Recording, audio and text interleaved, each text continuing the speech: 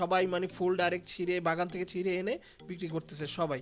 এখান থেকে তো ছোট সামনে পুরা রোডটা ভরা, পুরা গ্রামের মানে আপনার দুই পাশে দেখবেন শুধু ফুল নিয়ে সবাই বসে আছে, এরকম তোড়া করে বসে আছে। তোরা আপনার ইচ্ছা করলে আপনি এক্সট্রা অ্যাড করেও নিতে পারবেন, কমেও নিতে পারবেন। এখানে 5 টাকা 6 টাকা করে পার পিস। ঠিক আছে, এখানে প্রচুর খাবারের দোকানও আছে। এখানে ইনি গরম গরম পেজু হচ্ছে, তারপর এখানে আখের রস, এখানে বিভিন্ন খাবার আছে। এখানে মানে আপনার খাবার নাই এমন কোনো খাবার মনে হয় না নাই, এটা সব খাবারই আপনি পাবেন। এখানে দেখেন আচার।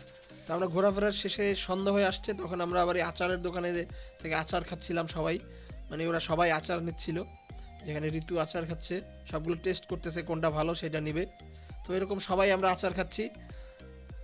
দেখেন আচারগুলো খুবই টেস্টি ছিল, এখানে আচার মানে অসাধারণ। এখন আমরা সবাই বের হয়ে যাব, আর ওরা সবাই সামনে চলে গেছে। আমি একটা ফুলের তোড়া কিনতেছি পিতুকে দেওয়ার জন্য, জাস্ট সারপ্রাইজ দেওয়ার জন্য। ও ফুল কিনতে চাইছিল ভিতর থেকে, আমি কিনে দিই নেই বল। আমি ওরে বলছি যে নষ্ট হয়ে যাবে, কারণ আমি সারপ্রাইজ দিব এই জন্য। তো আমি এই যে তোড়াটা দেখেন কত সুন্দর করে বানাইলাম, আর সন্ধ্যার সময় কিনলাম তাই অনেক কমে পেয়েছি। যে এই কালারিং ফুলগুলো ওরা 10 টাকার নিচে সেল করেই না, সেইগুলোও 5 টাকায় পেয়েছি। এখন আমরা চলে যাব। তো কিভাবে আসবেন এখানে? আসতে হলে আপনারা মিরপুর 1 থেকে বেরিবাদের জন্য রিক্সা নেবেন, বেরিবাদ তামান্না পার্কের জন্য, এবং তামান্না পার্ক থেকে বোট ছাড়ে।